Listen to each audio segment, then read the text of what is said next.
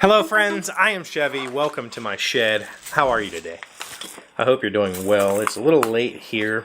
Soccer is starting back up, which means that Tuesdays and Thursdays I have to get Keely to soccer practice. Her current team is in a neighboring place, which is out past this long...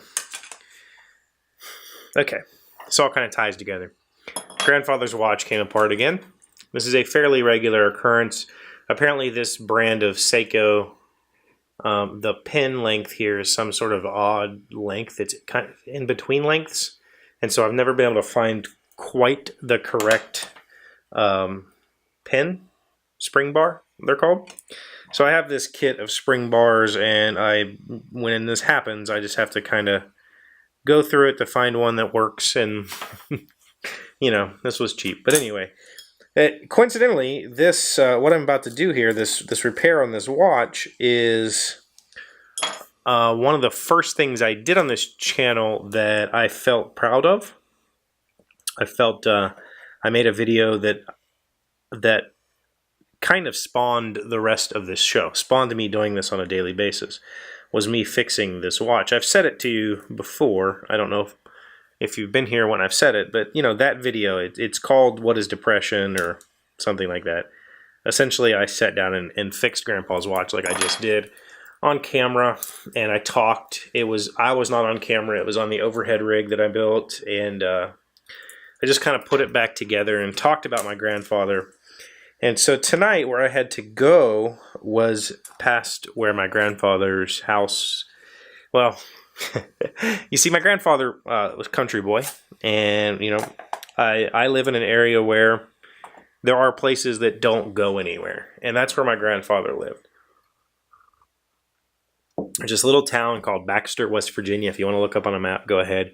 It is one of those towns that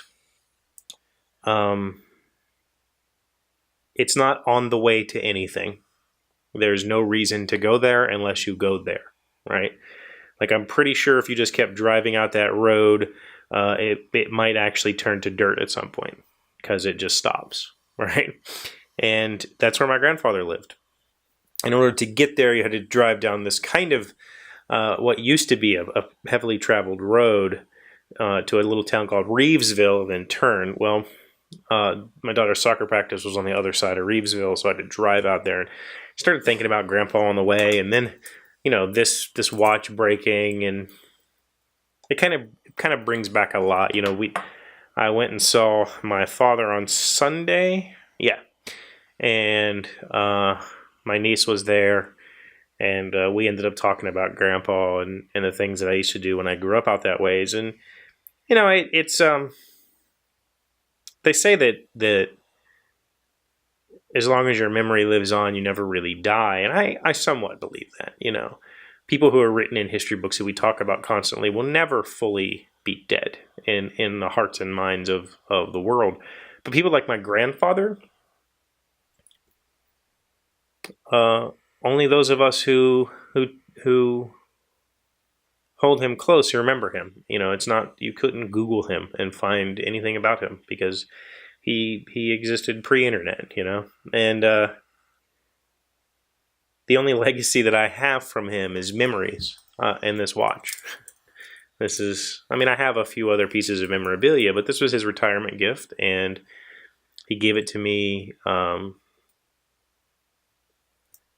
He gave it to me the night before he killed himself, and asked me to wear it, and here it is.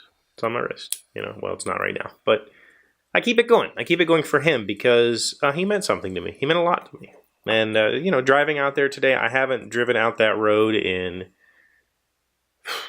years and years and years. There's, like I said, there's no reason to go out there unless you're specifically visiting somebody, because there's nothing there. It's just driving forever.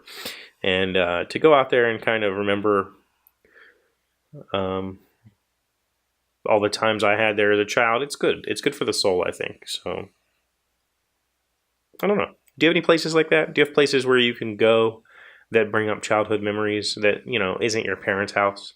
Do you have places where you remember spending a significant amount of your childhood, or maybe just made a fond memory somewhere? Please share some stories with me in the comments below. I'm feeling nostalgic today.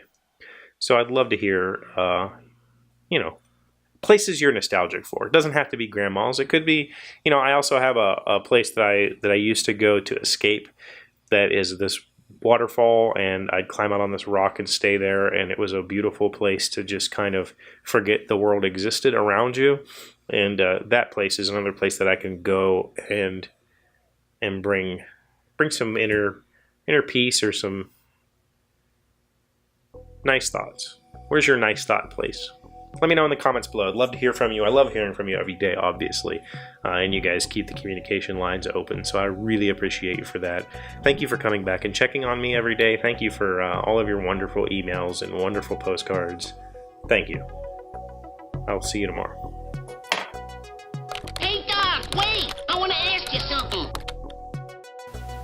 Today's random fact comes from foodsafety.gov. How long can you marinate steak in the fridge? You can store marinated poultry in your refrigerator for 2 days. That's not what we asked. Beef, veal, pork, and lamb roasts, chops, and steaks may be marinated up to 5 days. Cook it safely. Be sure to use a food thermometer and cook the meat to safe minimum internal temperature. I think if you follow those guidelines, you can marinate it as long as you feel like it and you can stomach it.